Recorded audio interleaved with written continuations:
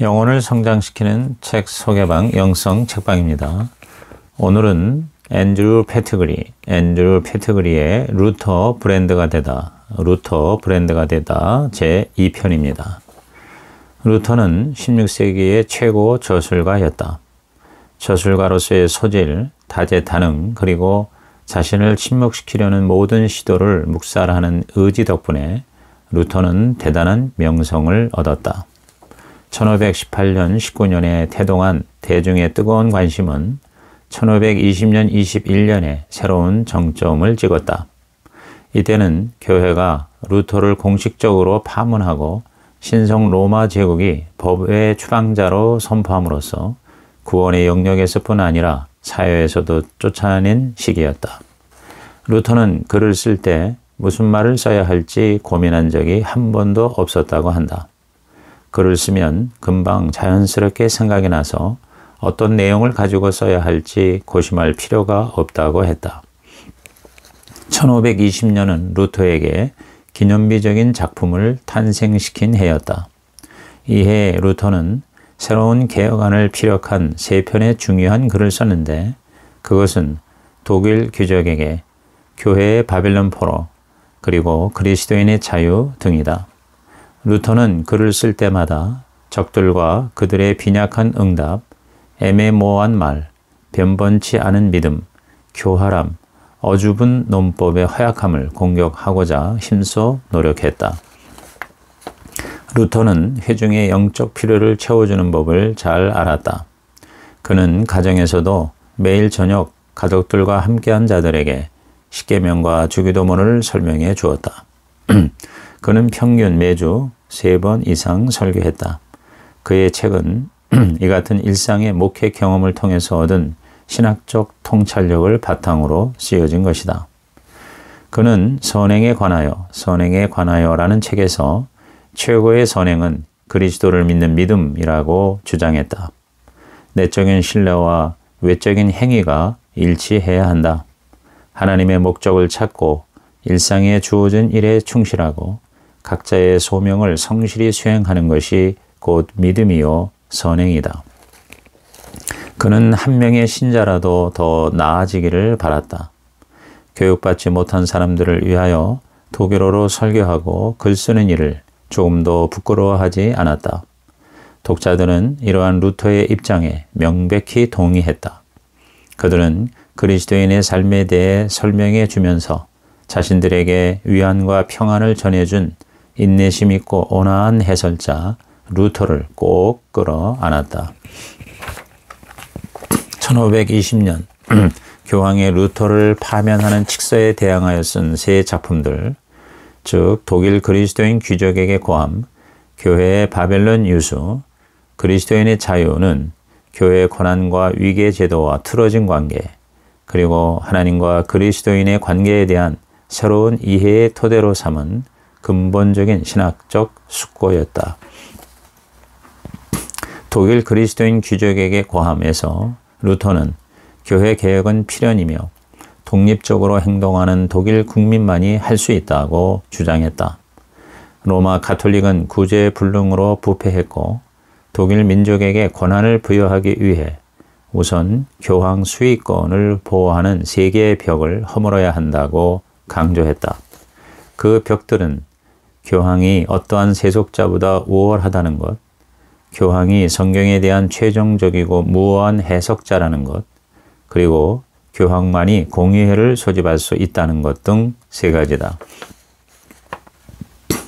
로마 가톨릭 교회 입장과는 정반대로 루터는 사제와 평신도를 구분하는 것은 성경적이지 않다고 피력했다.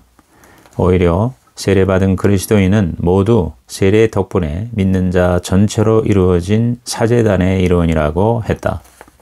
루터는 로마 가톨릭이 악마가 원하는 대로 가고 있다고 직격했다.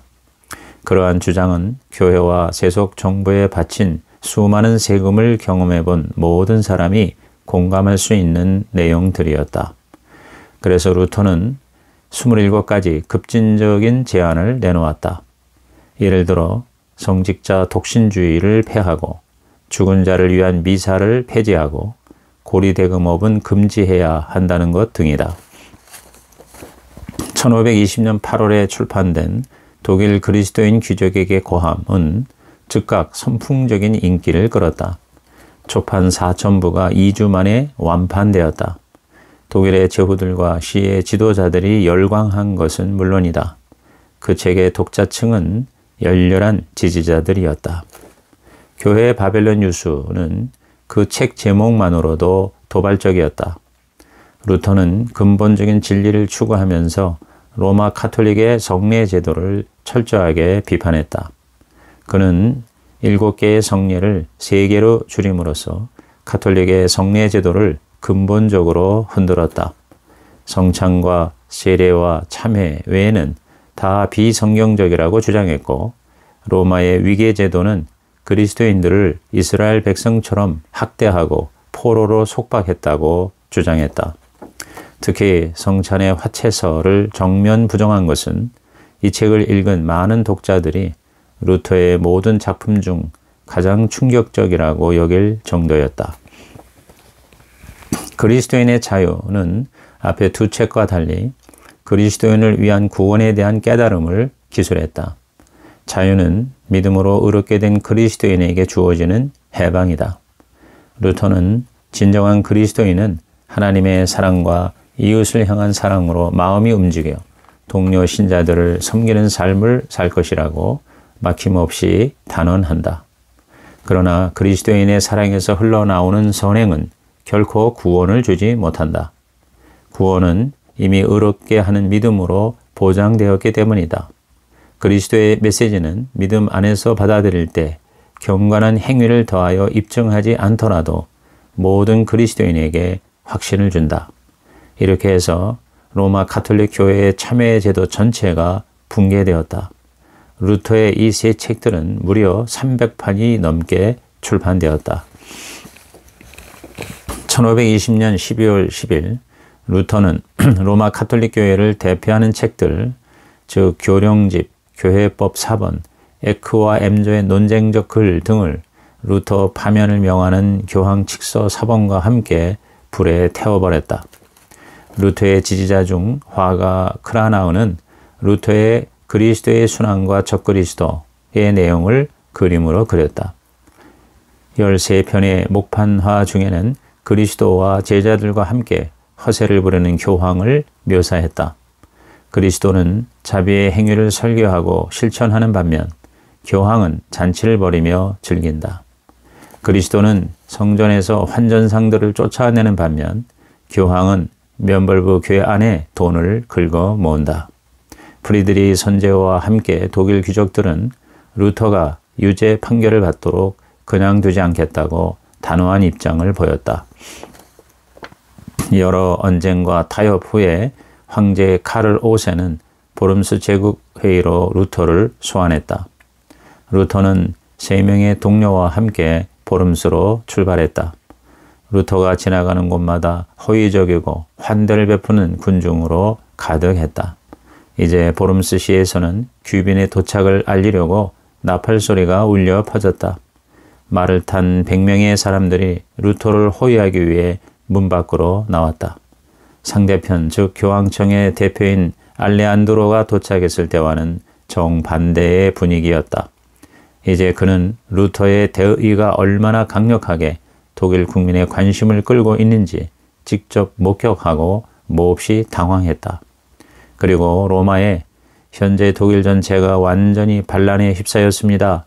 10명 중 9이 루터를 외치고 루터에게 무관심한 나머지 한 사람마저도 로마 교황청의 죽음을 이라는 표어를 외치고 있습니다. 라고 보고해야 했다. 신성 로마 제국의 대변인 요한 에켄은 제국회의에서 탁자 위에 놓여진 루터의 책을 가리키며 루터에게 그 책들을 쓴 것을 인정하는지 그리고 그 안에 담긴 이단적 교리들을 포기할 것인지에 대해서 물었다. 루터는 그 책들이 자기가 쓴 것을 인정하면서도 두 번째 질문에 대해서는 시간을 달라고 했다. 이 요청은 마지못해 수락되었고 루터는 다음 날 다시 나타나서 끝끝내 교황청에 대한 규탄을 반복하면서 마지막 희망을 단호히 거부하며 이렇게 말을 맺었다. 저의 주장은 성경에 묶여 있습니다. 하나님의 말씀이 저의 양심을 사로잡았고 양심에 거리끼는 것은 안전하지도 옳지도 않기 때문에 저는 철회할 수도 철회할 의향도 없습니다. 하나님, 저를 도와주소서. 아멘. 젊은 황제는 분개했고 좌절감과 수치감을 맛보았다. 루터가 떠난 후에도 언쟁은 지속되었고 마침내 황제는 루터를 법외 추방자로 정죄하고 추방령을 내렸다. 그러나 루터는 이미 한 무리의 기사들에 의해 위장 납치되어 기사복장으로 꾸며진 채 바르트부르크 성으로 옮겨졌다. 그는 그 성에 10개월 머물렀다. 오직 그의 절친인 멜랑히톤, 슈팔라틴, 암스도르프만이 루터의 행방을 알았고 그가 살아있다는 사실조차 극비로 지켜졌다. 4년간 열정적인 활동을 하던 루터에게 은둔 생활은 쉽지 않았다. 적응하기 위해 남다른 애를 써야 했다. 바르트부르크 성에서 루터는 글을 쓰고 성경을 번역하는 데에 전념했다. 전령들이 새로운 소식, 필요한 물품, 때때로 수정할 교정지를 가져왔고 떠날 때는 인쇄에 들어갈 새 원고를 가지고 갔다. 바르트부르크 성에 있는 동안 루터는 심신의 타격을 입었다. 변비로 고생했고 운동 부족에 짜증이 났으며 외로움에 몸을 떨어야 했다. 그럼에도 그는 신약 성경을 독일어로 번역하는 일에 집중했고 11주 만에 초고를 완성했다. 비텐베르크에서 칼 슈타트가 루터의 뜻과 다른 방식으로 과격한 개혁 운동을 하는 소식에 불안했던 루터는 결국 선제후 프리드리히의 지시를 무시하고 1522년 3월 6일 성을 떠나 비텐베르크에 다시 나타났다. 사람들은 모두 깜짝 놀랐다. 저항의 시대는 끝났다. 이제 새로운 교회를 만드는 더 어려운 과제가 시작된 것이다. 루터는 지난 4년간 유명 인사가 되었다. 루터에게 갈수록 더 매료된 독일 대중은 그가 보여준 권력과의 충돌, 대담한 저항, 불가능해 보였지만 살아남은 그런 극적 삶의 온갖 우여곡절을 유심히 지켜보았다. 바르트부르크에서 루터가 원기왕성한 모습으로 다시 나타났을 때 그가 암살당한 것으로 생각했던 추종자들은 그가 무력에 맞서 역경을 물리치고 다시금 승리했음에 환호했다. 물론 루터의 적도 점점 늘어났다. 루터가 그 이후 24년간 비텐베르크의 양떼를 돌보며 목회를 계속하는 동안 독일의 다른 지역 사람들을 위해서는 그의 협력자들과 인쇄된 책들이 대리인으로서 루터의 당당한 존재감이 드러나게 활약해 주어야 했다. 첫 책이 출판된 이후 5년간 루터는 160편의 글을 출판했다. 그 책들은 그의 개혁운동이 성공하는 데에 결정적인 역할을 했다. 그의 책은 5년간 828판이나 발간되었고 다음 8년간은 1245판이 더 간행되었고 총 출판량은 200만 부 이상이 되었다. 루터 이전의 책은 내용이 길고 값이 비싸고 라틴어로 된 것으로서 대다수의 독자는 성직자, 학자, 귀족 그리고 학생들이었다.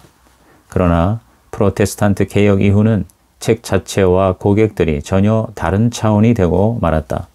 새로운 독자들 대부분이 그 전에 한 번도 책을 소유해 본 적이 없는 사람들이었다. 새로운 운동은 새로운 종류의 책을 요구했다. 그 결과가 바로 루터 브랜드였다. 이제 소도시 비텐베르크를 넘어 독일의 큰 출판 중심지들이 루터의 글을 펴냈다는 것은 프로테스탄트 개혁이 더 나은 무언가를 가져다 줄 수 있다는 첫 번째 암시가 되었다. 루터는 책을 적당히 출판하지 않았다. 루터는 세련된 미적 감수성을 소유한 인물이었다.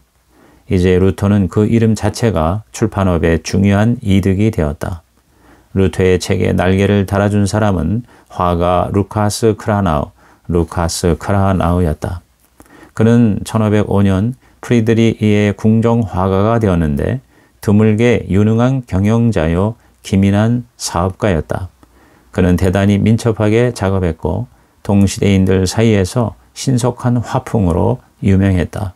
그는 단연코 독일 동북 지역의 가장 출중한 화가였기에 주문과 후원자들이 쇄도했다. 그런 그가 루터의 가장 친한 평생 친구가 된 것이다. 루터의 설교를 듣고 크라나우는 특히 초기 단계에서 루터의 새로운 운동에 헌신적이고 중요한 지지자가 되었다. 루터와 크라나흐는 서로 상대의 자녀들을 위해 대부가 되어 주었다. 그들의 관계는 상호 존경과 애정 그리고 신리의 관계였다. 개혁에서 크라나흐에 주목할 만한 첫 번째 공헌은 상징적인 루터 초상화를 그린 일이었다.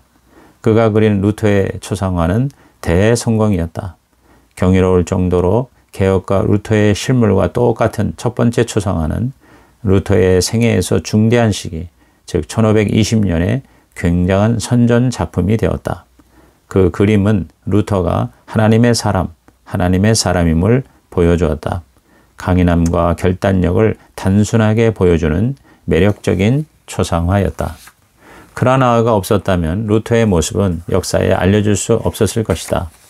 크라나흐의 빼어난 그림과 디자인 능력이 없었다면 루터 브랜드도 불가능했을 것이다. 크라나흐는 루터 덕분에 많은 수익이 약속되어 보이는 사업에 단호하게 뛰어들었다. 그는 책 디자인에 독일에서 가장 유능하고 창의적인 예술적 기능을 첨가시켰다. 루터의 메시지는 그에 의해 독자들의 시선을 사로잡는 탁월한 미학적 매력을 갖추게 되었다. 크라나흐가 창작한 가장 독창적인 도상은 율법과 복음이라는 책의 디자인이다. 모세와 구약의 옛법과 그리스도의 새 언약을 대비시킨 이 작품은 프로테스탄트 개혁이 낳은 가장 혁신적인 종교 도상 가운데 하나였다. 이제 루터라는 이름은 서적상의 책 진열대에 가장 눈에 잘 띄는 곳에 크고 굵은 활자로 표지에서 튀어나와 구매자들의 시선을 즉각 사로잡을 수 있게 찍히게 되었다.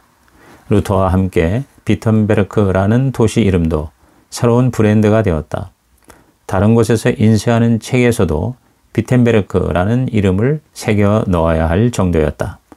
루터의 책과 팜플릿들은 디자인과 겉모양에서 프로테스탄트 개혁 운동의 창시자인 루터와 이제 그의 교회와 영원히 연관된 장소인 비텐베르크 사이에 끊을 수 없는 관계를 당당히 보여주었다. 이것은 루터 브랜드의 불후의 위협이 된 것이다. 제3부 친구와 적. 루터가 살아난 것은 한결같이 함께하면서 후원해준 친구들 덕이었다. 초기 지지자 중에는 슈타우피츠와 같은 선배들, 비텐베르크 대학의 동료 교수들, 작센 선제후국 궁정의 슈팔라틴, 그리고 루터에게 침묵했던 수수께끼 같은 선제후 프리드리히가 있었다. 그가 성에 갇혀 있을 때는 멜랑히톤과 크라나흐와 뒤에링이 루터의 지도력을 대신해 주었다. 신학적으로 영감을 받은 만큼 정치적 감각도 갖춘 루터는 친구들의 중요성을 잘 알고 있었다. 루터의 대의를 위해 자신들이 가진 모든 것으로 지지하겠다는 친구들의 약속과 헌신은 루터 운동의 결정적인 역할을 했다. 그 운동은 집단적이면서 동시에 매우 개인적인 성취였다. 루터에게 가장 끈질기고 집요하게 신학적인 공격을 했던 가톨릭 신학자 코홀레우스는 루터를 7개의 머리를 가진 괴물로 묘사하며 인신공격을 한 자다.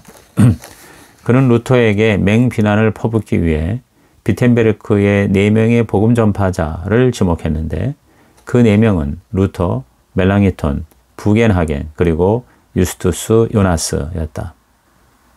이 4명의 친구들은 모두 각기 다른 방식으로 프로테스탄트 개혁을 성공으로 이끄는 데에 기여한 핵심적 인물들이다. 멜랑히톤은 누구보다도 루터와 가장 친밀한 정서적 유대를 형성했다. 그는 천재였다. 13살의 학사, 16살의 석사, 그리고 21살의 박사를 받고 비텐베르크 대학의 교수가 되었다.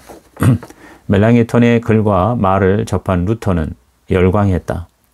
루터는 멜랑이톤을 평생의 가장 중요한 협력자로 여겼고 멜랑이톤 자신도 인내하면서 루터가 죽을 때까지 충성했다. 그 두 사람은 각자의 한계와 장점을 잘 알고 있었다. 루터는 자존심이 강하고 오만했지만 멜랑이톤은 소심하고 자기 주장이 약한 모습이었다. 그러나 멜랑이톤은 단호하게 끝까지 루터를 지켰다. 멜랑이톤이 없었다면 프로테스탄트 개혁은 그지없이 약화되었을 것이다. 그는 변론에 적합한 지성과 신학에 요구되는 탁월한 방법론적 사고 능력을 지녔고 대학의 커리큘럼 개정과 청년 교육에 평생 헌신했으며 루터 곁에서 차분하고 절제된 존재감을 보여주었다. 다른 두 사람은 요나스와 부겐하겐이다. 요나스는 비텐베르크 학생 출신으로서 나중에 총장이 된다. 그는 프로테스탄트 개혁을 인문주의자의 관점에서 바라보고 도왔다. 루터와의 관계는 보름스 제국의회 때에 공고해졌다. 그는 루터의 절친 가운데 가장 먼저 결혼한 사람 중에 하나였다. 그는 용감하게 논쟁에 참여했고 수많은 책을 번역하고 편집했다.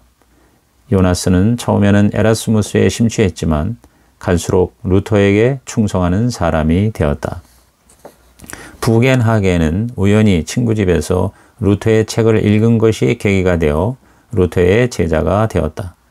그는 친구에게 온 세상이 다 완전히 눈이 멀었는데 이 사람만 혼자 진리를 보고 있네 라고 말했다고 한다. 그는 루터에게 편지를 썼고 즉시 비텐베르크로 떠났다. 그 후 그는 멜랑이통의 도움으로 비텐베르크의 교수가 되었고 시교의 목회자로 임명받았다. 부겐하겐은 루터를 영적으로 보살피는 책임을 다했고 평생 지속된 신뢰와 우정으로 루터를 섬겼다. 그는 뛰어난 신학자이면서 프로테스탄트 개혁에서 주요 교회 조직자로 기여했다. 특히 도시들과 제후의 영방 국가들이 결정적인 조치를 취하고 개신교로 돌아설 때 많은 역할을 했다. 루터는 자신의 책을 꼼꼼히 살피는 데 힘을 쏟을 뿐 아니라 다른 사람의 저술에 서문과 추천사를 써줌으로써 자신의 명망을 빌려주었다. 그것은 한 팀으로 활동한다는 표시이기도 했다. 루터의 동료들은 루터가 출판을 승인해 주므로 많은 혜택을 누리게 되었다. 루터는 23년간 90편 이상의 책에 서문을 써주었다. 그렇게 함으로써 루터는 다른 사람의 책의 가치를 높여주었다.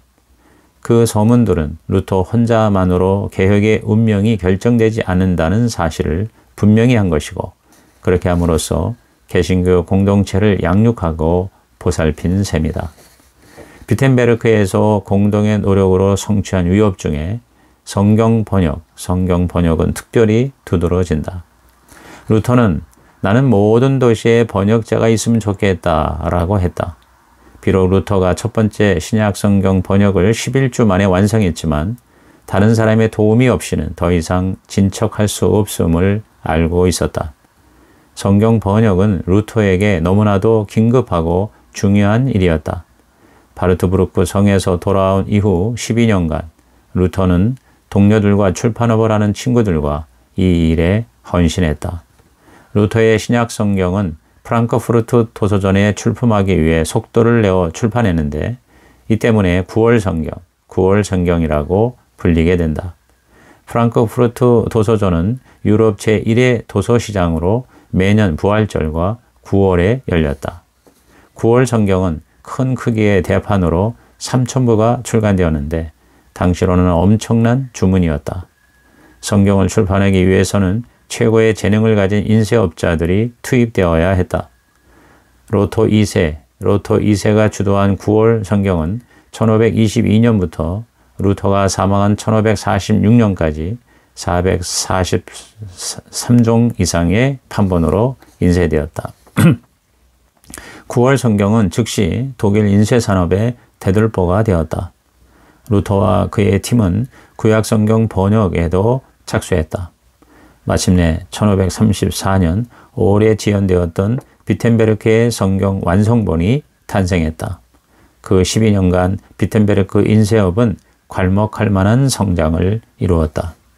이 성경 출판 프로젝트는 비텐베르크 프로테스탄트 개혁의 핵심에 자리 잡고 있었다. 목사가 순수한 복음을 설교하기 위해서는 하나님의 말씀에 접근할 수 있어야 했다. 그렇기에 새로운 자국어 성경을 보급하는 일은 초미의 관심사였다. 성경 출판은 번역으로부터 인쇄, 출판, 운송, 판매 등의 창조적 과정의 매 단계마다 협동 작전이었다. 이 모든 이들 역시 비텐베르크의 개신교 개혁을 이루는데 일익을 담당했다. 초기에 함께 출발했지만 나중에 갈라진 사람 중에는 칼 슈타트가 있었다. 그는 용감하고 열정적이고 박식했다. 그러나 그에게는 현명한 판단력이 부족했다. 칼 슈타트는 급진적 변화를 주장했다. 그의 변화 요구는 과도했고 속도가 지나치게 빨랐다. 선제의 프리드리히는 그로 인해 불안했고 루터의 걱정도 커져갔다. 칼 슈타트가 원기왕성하게 비텐베르크 교회 제도를 재구성하는 것 때문에 루터는 공경에 빠졌다. 루터는 단호하게 광신적인 행위에 반대했다. 그 결과 칼 슈타트는 1523년 비텐베르크를 떠나야 했다. 급진주의에 대한 루터의 대응은 매우 철저했다. 루터는 칼 슈타트와 결별하게 된다. 칼 슈타트는 결국 루터의 도시를 떠나게 되었고 1541년 바젤에서 역병으로 사망했다. 보름스 칙령을 반포한 1521년은 중대한 시점이었다. 루터를 지지하는 것은 곧 이단이 되는 것이며 법의 추방자를 격려하는 행위가 되게 되었다. 전통적으로 도시들은 자체의 권리를 공격하는 시도가 있을 때마다 자신들의 대의 명분을 유지하기 위해 황제에게 의존했다. 그런데 이제 황제가 공개적으로 루터에 반대했으니 황제의 입장을 거역하는 것은 위험을 무릅쓰고 혹독한 보복을 자처하는 것이나 다름없었다. 그런 상황에서 개혁을 이루기 위해서는 루터 운동에 공개적으로 헌신할 각오가 되어 있는 지도자들, 신뢰받고 존경받는 지역 인사들이 나서야만 했다. 여기에는 큰 용기가 필요했다. 목숨과 생계를 각오해야 할 수도 있었다. 개혁 초기에 루터를 지지한 가장 영향력 있는 인물들은 대부분 루터처럼 성직자였다. 도시에서의 개혁은 대체로 이들이 이끌었다. 이 지지자들은 새로운 청중에게 루터의 메시지를 설교하는 데에 결정적인 역할을 했다. 루터 지지자들은 비텐베르크 그룹에 있는 자들, 루터를 직접 만난 자들, 그리고 루터의 책을 읽고 개혁에 동참한 자들로 이루어졌다. 에르푸르트의 개혁자는 루터의 오랜 친구인 랑과 요나스였다. 뉘렌베르크에는 루터의 이전 동료 교수 벤체르사루스 링크였다. 비텐베르크는 초기부터 개혁의 중심지 역할을 했고 개혁을 지지하면서 위험에 빠진 설교자들을 위한 도피처가 되었다. 수많은 개혁자들을 각 지역에 파송했고 수세기 동안 루터파의 아성이 되었다. 루터를 직접 만나 개혁자가 된 대표적인 사람은 마르틴 부처였다. 도미니코의 수도사였던 그는 아우구스티누스 총회에서 루터를 만난 직후 루터의 제자가 되었다. 브렌츠, 일컬람파디우스도 루터를 직접 만나서 지지자가 된 경우다. 그 외 브리스만, 카피터, 마이타스첼 등도 루터의 편에 섰다. 그들은 복음적 진영의 대의 명분을 지지하게 되었다. 독일 전역의 도시에서 개혁운동을 이끌어갈 지도자들을 충분히 확보할 만큼 많은 사람이 설득되어 루터와 운명을 같이 했다. 그 중에는 루터와 직접적으로 관계가 없었으면서도 루터를 지지하다가 고난을 당한 사람들도 많았다. 슈페라투스, 슈트라우스, 슈테판 아그리콜라 같은 자들은 프로테스탄트 개혁을 위해 설교했다는 이유로 가진 것을 모두 빼앗기고 고난을 겪었다. 개혁운동에는 지도자들의 헌신 외에도 대중의 지혜가 중요한 몫을 했다. 가장 기이한 측면은 평신도들이 보여준 듣겠다는 단호한 결의였다. 1521년 이후 독일 여러 도시에서 시민그룹은 복음적인 설교자들을 옹호하고 지지했다. 많은 곳에서 수년에 걸쳐 일어난 이러한 투쟁은 프로테스탄트 개혁이 최종 승리를 거두는 데 결정적인 역할을 했다. 도시의 거주자들은 설교와 토론은 물론 인쇄소에서 쏟아져 나오는 엄청난 양의 팜플렛으로 영향을 받았다. 그 글들은 전통적 권위를 통렬히 비난하고 신랄하게 풍자하는, 그리고 경건한 그리스도인의 삶을 깊이 숙고하는 내용을 담고 있었다. 엄청나게 늘어난 수의 책이 즉각 팔렸다는 사실은 경이로운 것이었다. 그 시기에 개혁에 나온 논쟁과 지침에 대한 작은 책자들은 모두 합해 400만 부 이상이었다. 1517년부터 1520년까지 개혁 초기에 가장 중요한 독자들은 주로 성직자와 지식층이었다. 그러나 1521년 이후 5년간 출판된 글은 85%가 독일어로 쓰여졌고 대중들에게 파고들었다. 이 자국어 글들은 프로테스탄트 개혁을 후원하는 데에 결정적인 몫을 했다. 팜플렛 전쟁이 최고조에 달했던 기간에 루터와 그의 지지자들은 9대1의 차이로 적들보다 더 많은 글을 발간했다. 당시 인용문은 개신교 개혁의 진수를 보여준다. 루터의 글이 매일 쏟아져 나오고 있다. 여기서는 사람들이 아주 똘똘 뭉치고 돈이 많아 제국 궁정에서조차 루터의 책 말고는 아무것도 팔리지 않는다. 루터의 글은 다른 어떠한 저자의 글보다 10배나 많았다. 가장 성공적인 로마 카톨릭교의 논적들보다 30배나 많이 출판했다. 루터 다음은 동료 개혁가들인 멜랑히톤, 부겐하겐, 요나스 그리고 레기우스였다. 이들은 모두 비텐베르크에 거주하고 있었다. 그들은 루터의 가르침이 단지 규탄하는 교리가 아니라 그리스도인이 어떻게 살아야 하는지를 보여주는 새로운 삶의 방식을 위한 견본이라고 증언했다. 그들은 루터가 경건하고 옳으며 그의 글은 지당하고 그리스도적이고 그는 결백한 진리의 계시자라고 주장했다. 이렇게 그리스도인 공동체 구성원들이 직접 루터의 가르침에 글을 써서 지지를 표명한 것이 루터 개혁의 성공 요인 중에 하나이다. 그들은 진리란 오직 성경에 근거해 확립할 수 있다는 루터의 가르침에 집중했다. 루터와 동료들의 가르침과 지침이야말로 가장 그리스도교적이라고 이해했다. 여기서 우리는 대중의 지혜를 본다. 적들과의 싸움에서 루터가 더 나은 사람이라고 판단한 여론이 그것이다. 그 모든 것은 적이 약해서가 아니라 적과의 논쟁에서 개신교 지도자들이 출판에 관한 한 우위를 점하고 있었기 때문이다. 신학적 논쟁에서 개신교는 카톨릭의 라틴어가 아닌 자국어를 사용했다. 인쇄업자들은 그와 같은 대중의 동향과 시장의 흐름을 읽고 열심히 개혁자들의 글을 출판했다. 엄청나게 많은 양의 글이 널리 퍼진 것은 프로테스탄트 개혁에 결정적으로 유리했다. 루터에 반박하는 글을 쓴 자들은 인쇄업의 도움을 거의 받지 못했다. 인쇄업자들은 돈을 벌어야 했기에 잘 팔리는 책을 출판해야 했다. 반대자들은 복음적 진영의 저자들이 쓴 글의 판매량을 당해낼 도리가 없었다. 복음적 진영의 팜플렛은 이 시기에 빠른 성장과 잠재적인 막대한 수익의 원동력으로 인쇄업의 생명줄이었다.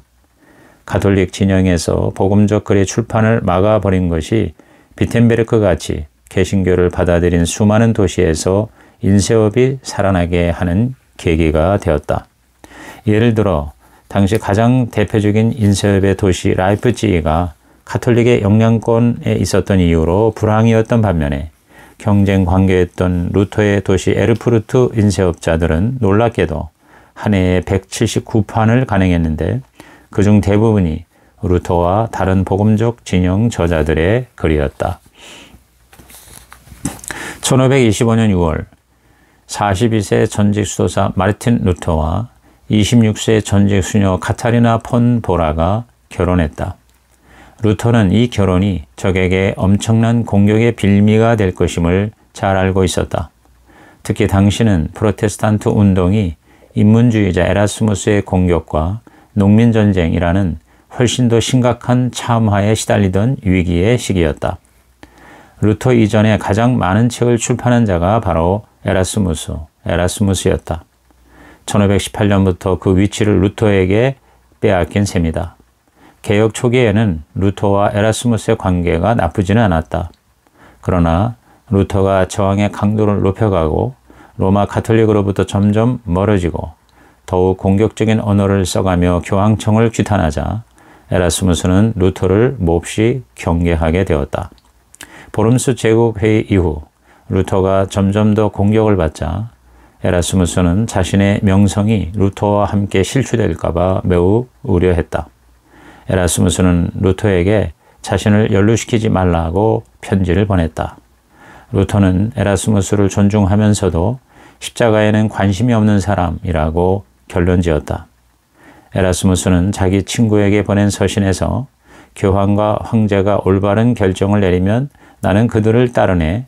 그게 경건한 일일세. 만약 잘못된 결정을 내리면 나는 너그럽게 봐준다네. 그게 안전한 일이라네. 라고 말했다고 한다. 1524년에 에라스무스가 출간한 자유의지론은 루터와 결별하는 결정적인 책이 되었다. 비록 은혜가 구원을 계시한다 할지라도 인간의 자유로운 협력을 필요로 하는데 그것을 가능하게 하는 것이 인간의 자유의지라고 주장했다. 자유의지론은 대성공을 거두었다. 비텐베르크를 제외하고 신성 로마 제국의 모든 주요 인쇄 중심지에서 여러 판을 간행했고 유럽 전역에서 폭넓게 읽혔다. 이 책을 읽은 루터는 반박의 책을 저술했는데 그것이 바로 그리스도인의 노예의지라고도 번역되는 속박된 의지론이다. 루터는 이 책에서 프로테스탄트 교리에 대한 압도적이면서도 포괄적인 재진술을 내놓았다. 인간이 방향을 바꾸어 하나님께로 향하기란 불가능하다.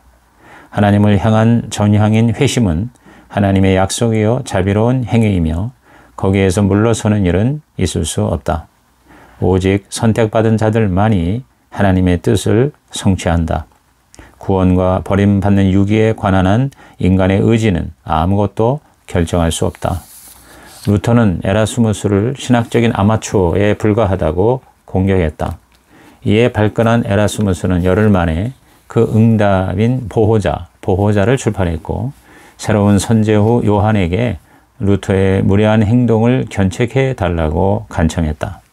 그러나 선제후는 오히려 루터를 보호했다.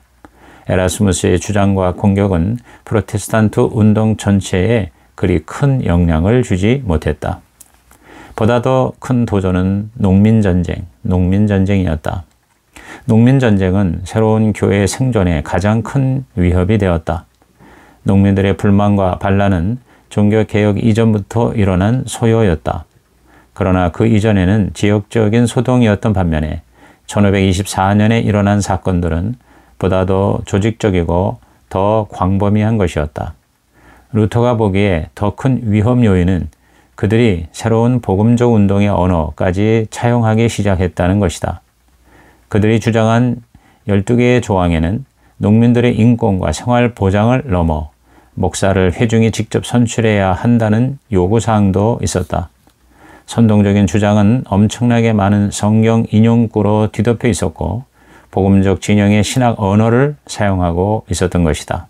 한마디로 농민의 주장은 성경적이라는 것이다.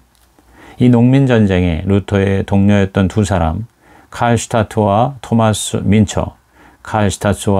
민처가 깊숙이 관여한 것이 문제였다.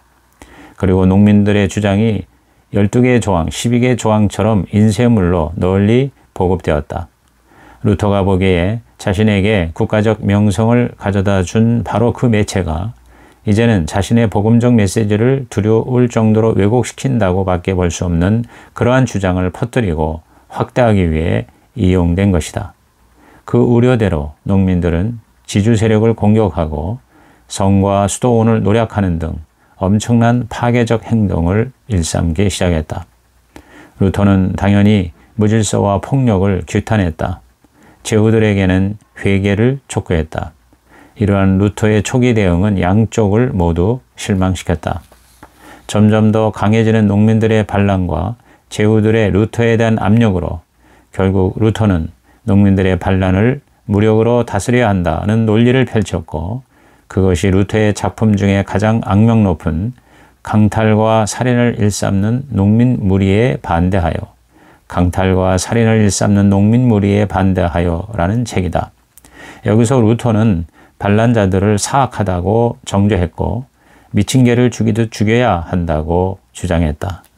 만약 반란자를 공격하지 않으면 그가 나라 전체를 공격할 것이라고 했다. 그 책은 개신교 지역은 물론 가톨릭 도시들에서도 출판되었다. 가톨릭 논족들은 그 글이 루터와 농민을 공히 파멸시킬 작품으로 인식했던 것이다. 제후들은 마침내 군대를 동원하여 농민들을 무차별 공격하고 학살하기 시작했다. 그 한 해에만 10만 명이 넘는 농부가 살해되었고, 토마스 민처는 잡혀서 굴욕적인 고문을 당하고 처형되고 말았다. 루터가 기득권을 선택한 것은 처음에 주장한 복음적 자유와는 거리가 멀었다. 그러나 교회를 세우는 과정에서 어쩔 수 없이 취할 수밖에 없었던 조치였다. 1525년은 프로테스탄트 운동이 결국 그 순수성을 상실한 해였다. 국가적 차원에서 쇄신과 갱신운동을 이끌던 루터의 지도력이 고취한 원대한 희망이 깨진 것이다. 루터의 복음은 결국 내세에서의 구원이었고, 사회복음의 약속은 당치 않은 것이었다. 농민전쟁으로 루터는 엄청난 희생을 치러야 했지만 마침내 상황을 통제하고 프로테스탄트 개혁은 살아남았다. 다른 한편 쯔빙글리와의 결별은 루터가 자초한 상처였다. 울리 쯔빙글리는 농부의 아들이었지만 사제가 되어 취리히의 그로스민스터 성당의 주임 사제가 되었다. 1519년 쯔빙글리는 성베드로 대성당 재건축과 관련된 면벌부 판매를 선전하는 현지 설교를 맹비난했다. 그는 1522년 사순절 기간 소세지를 먹은 친구들을 두둔했고 성직자 독신주의를 반대하여 결혼을 했다. 아울러 성상을 제거하고 자국어로 새롭게 성찬식을 집례했다. 쥐리히에서 쯔빙글리가 성공적으로 교회를 변혁한 일은 스위스 연방의 다른 교회들에게 모델이 되었다. 꾸밈없는 간소한 예배에 대한 쯔빙글리의 개혁은 많은 독일인들에게 매력적으로 보였다. 비텐베르크는 이러한 쥐리히의 쯔빙글리에 대해서 경계심을 가졌는데 가장 큰 문제는 성찬에 대한 가르침이었다. 쯔빙글리는 성찬을 상징적인 것으로 이해했다. 이 성찬에 대한 쯔빙글리의 논쟁에서 루터는 마음이 상했다. 루터는 가톨릭 논족들이 주는 모욕은 대수롭지 않게 여길 수 있었으나 누군가 자신에게 윗사람 행세를 하며 가르치려 드는 것은 참지 못했다. 몇 년에 걸쳐 점점 더 커지는 루터와 쯔빙글리아의 갈등은 복음 진영을 분열의 위기로 만드는 것 같았고, 이에 위기를 느낀 헤센의 필리프 선제후는 1529년 두 그룹을 화해시키기 위해 한자리에 모이게 했다. 이것이 마르부르크 회담이다. 루터와 멜랑히톤이 독일의 비텐베르크를 대표했고 쯔빙글리와 웨컬람 파디우스가 스위스를 대표했다. 많은 토론과 일치가 있었지만 성찬 문제는 결국 이 회담을 돌이킬 수 없는 분열로 끝나게 했다. 프로테스탄트 개혁의 이 두 그룹은 각자 제갈 길로 가게 되었다. 4년 후인 1531년 쯔빙글리는 가톨릭 군대와 쥐리히 군대가 맞붙은 카펠 전투에서 비극적으로 전사했다. 쯔빙글리가 죽은 지 겨우 7주 후에 웨콜람 파디우스 맞아 죽자 루터는 그들이 성찬을 모욕한 데 대한 하나님의 심판으로 여겼다. 쯔빙글리와 웨콜람 파디우스의 죽음은 프로테스탄트 개혁에서 스위스의 영향력을 현저히 약화시켰다. 쯔빙글리의 사유요 후계자인 불링거가 개혁을 유지했고 20년 후 또 다른 스위스의 지도자 장 칼뱅이 나타났지만 분쟁의 상처는 깊었다. 루터와 개혁 교회와의 화해는 400년 이상을 기다려야 했다. 마르부르크의 결말은 농민전쟁의 학살만큼이나 프로테스탄트 개혁의 커다란 비극이었다. 1529년쯤 루터의 세계관은 교훈적이거나 권선징악적으로 확실한 것들, 즉 친구냐 적이냐, 하나님이냐 악마냐라는 사고방식으로 굳어졌다. 하나님은 그를 도구로 선택했다. 루터는 이러한 신념과 원칙을 가지고 삶의 마지막 20년 동안 교회를 세우는 일에 착수했다. 지지자들은 그를 따랐다. 다른 이들은 하나님의 심판을 기다렸다. 루터가 세운 교회는 이런 요지부동의 힘과 루터의 인간적 연약함이라는 두 가지 요소를 모두 가지게 된 것이다. 이상 앤드류 패티그리의 루터 브랜드가 되다 제2편을 마칩니다.